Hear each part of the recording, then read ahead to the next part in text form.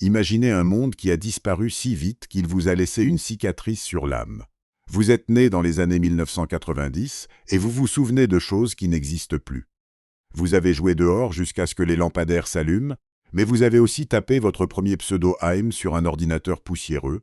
Vous avez ouvert des encyclopédies cartonnées pour vos exposés, puis téléchargé en secret de la musique sur Napster, à la vitesse supersonique du modem 56K. Deux mondes, le même corps, la même enfance, mais une couture qui tient à un fil. Vous êtes la dernière génération à connaître une vie d'avant les smartphones. Vous avez gravi des arbres, et vos parents savaient où vous étiez seulement parce que ce n'était pas là. Puis l'adolescence vous a submergé dans les réseaux sociaux, un tsunami de notifications et de selfies. Cette fracture a créé une crevasse psychologique qu'on appelle maintenant le 90 Kids Syndrome. Un gouffre entre deux réalités incompatibles. La chaleur d'une enfance analogique, la lueur froide d'un monde numérique. Vous portez ces deux cartes mémoire dans le même cerveau, et parfois, ça grince, si t'es le samedi matin, dans la pénombre douce du salon, que vous découvriez quelque chose que les enfants d'aujourd'hui ne connaîtront jamais, le rituel. Vous vous réveillez avant vos parents, l'estomac serré par l'excitation, parce qu'à 8 heures tapantes, Scooby-Doo et Sammy faisaient leur entrée dans votre cerveau. Pas de streaming, pas de replay, pas de skip intro, juste une pression invisible sur l'épaule du temps. Si vous la ratiez, cette émission, elle disparaissait dans les limbes du programme télé. Alors vous la regardiez comme on écoute un secret, les yeux écarquillés, le souffle suspendu, et c'est là que la leçon entrait, sans que vous le sachiez. Cette rareté forgée chaque week-end apprenait à votre cervelle à vénérer le moment présent, à l'ancrer dans la mémoire comme un objet précieux. Vous ne pouviez pas scroller plus tard pour revoir la scène. Ce moment était unique, sacré, périssable. Il vous apprenait la valeur d'une chose qui s'arrête, qui se finit, qui ne se rattrape pas. Pas un upload dissymétrique de notifications pour vous distraire. Rien. Juste la lumière du matin qui glissait sur la moquette et les rires en boîte qui devaient suffire à emplir votre monde. Puis, à la fin du dernier dessin animé, quelque chose se déclenchait dans vos jambes. Vous sortiez. Pas parce qu'on vous l'ordonnait, parce que c'était l'évidence non écrite de l'enfance. La rue devenait cathédrale. Les caniveaux, les cabanes dans les buissons, les cachettes sous les voitures. Vous jouiez à cache-cache jusqu'à ce que le ciel tourne au mauve, sans montre ni adulte pour cadrer le temps quand vous rentriez, les genoux écorchés, les mains pleines de terre, vos parents lisaient ces preuves comme des poèmes silencieux. Ce n'était pas une urgence. C'était la preuve que vous aviez vraiment, physiquement vécu ce jour, voilà le noyau du privilège invisible, vous n'aviez pas juste joué, vous aviez existé sans témoin numérique, dans un monde où manquer un épisode vous rendait plus lucide, et où chaque égratignure sur votre peau était une cicatrice d'une après-midi que personne n'avait filmée, mais qui vous a appris à être présent. Voilà le noyau du privilège invisible. Vous n'aviez pas juste joué, vous aviez existé sans témoin numérique, dans un monde où manquer un épisode vous rendait plus lucide, et où chaque égratignure sur votre peau était une cicatrice d'une après-midi que personne n'avait filmée, mais qui vous a appris à être présent. Sauf que cette histoire cache une vérité qui gratte. Les études sont formelles. Un enfant des années 90 passait 3 à 4 heures dehors chaque jour. Aujourd'hui, c'est moins de 30 minutes. L'Organisation mondiale de la santé a publié un chiffre glacial en 2023. Plus de 80% des adolescents actuels n'atteignent même pas le seuil minimal d'activité physique recommandé. Ce n'est pas une critique des parents modernes. C'est un diagnostic sur l'air même que vous respiriez sans le savoir. Vous n'aviez pas besoin de jouets sophistiqués. Un bâton devenait épais. Un terrain vague se transformait en champ de bataille. Une flaque d'eau contenait tout un océan d'attention pure. Imaginez le mécanisme que vous avez forgé sans le vouloir. Vous ne pouviez pas googler comment ne pas s'ennuyer. Alors vous avez appris à creuser le vide, à faire jaillir des histoires d'un trottoir, à négocier les règles d'un jeu improvisé avec des inconnus. Cette compétence, générée de la joie à partir du néant, est devenue un muscle que la plupart des générations suivantes n'ont jamais entraîné. Mais voici le pincement au cœur. Ce trésor, vous l'avez peut-être enterré quelque part, sous les notifications, sous les calendriers, sous le bruit des écrans qui vous promettent de combler ce silence que vous avez jadis appris à aimer. Vous vous demandez parfois, est-ce que cette capacité dort encore en vous? Est-ce qu'elle s'est atrophiée? Et surtout, la suite vous fera regarder une vérité en face.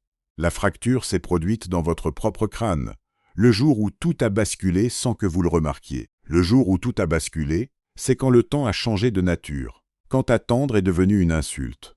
Vous avez été éduqué par le délai, le mercredi matin pour vos dessins animés, la semaine pour le développement des photos, le crépuscule pour le coup de fil sur le fixe. Vous avez appris que l'attente était une forme d'amour. Puis le monde a dit « tout de suite » et votre cerveau est resté scotché entre les deux vitesses. Comme un moteur qui patine, vous voulez de la profondeur. Vous cliquez sur un like. Vous voulez l'intimité d'une vraie conversation. Vous ouvrez votre téléphone et vous scrollez des sourires sans corps. Vous êtes seul dans une foule de notifications, comme un fantôme dans un hall de gare où personne ne descend du train. Chaque vibration vous promet une caresse et vous offre une pièce de monnaie froide. La validation est devenue une drogue qui émousse la faim sans la nourrir. Vous souvenez-vous du vide? Ce moment flottant où l'ennui ouvrait ses portes et où l'invention surgissait comme une évidence? Vous en aviez une peur sacrée, mais aussi un respect. Aujourd'hui, la batterie de votre téléphone baisse de 4%, et une panique viscérale vous traverse le plexus. Vous êtes devenu un animal conditionné par le bruit. Le silence, cet océan où vous plongiez pour trouver des perles, vous l'avez barricadé derrière des flux infinis. Cette cassure a un nom que vous n'osez pas prononcer, un deuil. Vous pleurez un monde qui n'a pas eu d'enterrement. Pas de cérémonie, pas de faire-part. Un simple basculement discret, une obsolescence qui s'est glissée sans frapper. Les études le disent presque froidement. Votre génération angoisse plus, votre nostalgie a un poids clinique. Ce n'est pas la faiblesse de ne pas aller de l'avant. C'est la peine de n'avoir jamais pu lui dire adieu. Cette fracture, elle vit dans votre crâne jour et nuit.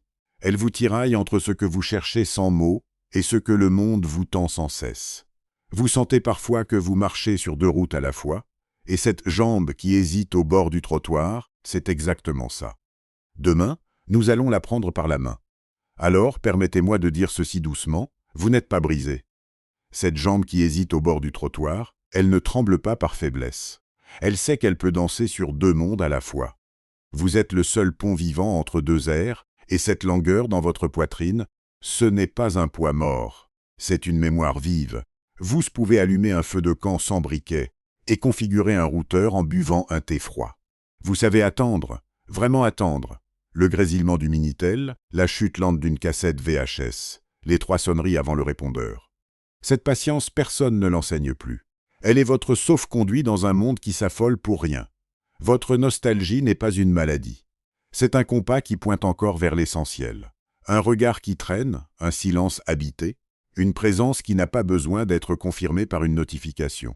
Quand vous regardez un coucher de soleil, vous ne sortez pas votre téléphone pour le vérifier, immortaliser, partager, non.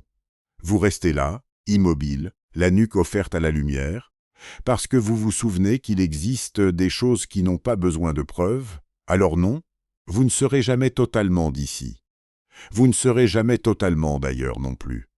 Vous marcherez toujours avec ce drapeau blanchâtre entre le ruban et la fibre, entre le sable qui glisse entre les doigts et les pixels qui brillent la nuit.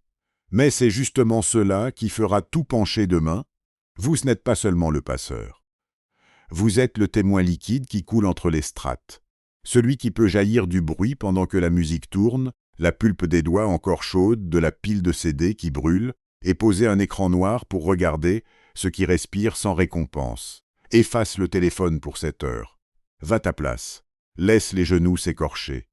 La vraie matière qu'on n'apprend que dans la chute et le terre cru. Laisse tes drôles dormir dans les dimanches qui trempaient d'ennui. Ce n'est pas le vide qui ronge. C'est la peur d'habiter le silence en entier. Le monde ne demande pas de choisir entre la bobine et la fibre. Il demande que tu montres comment tenir les deux sans te briser. Votre enfance fracturée ne vous a pas mutilé. Elle vous a ciselé d'être exactement ce qu'il faut maintenant. Un bricoleur infatigable du lien humain, un hérité qui aime le rétroviseur autant que le rayon laser, les réverbères se sont éteints. Vous savez toujours rentrer, et voilà la seule leçon qui résistera au brasier du temps. La lampe allumée sans prise, la route devine sans GPS.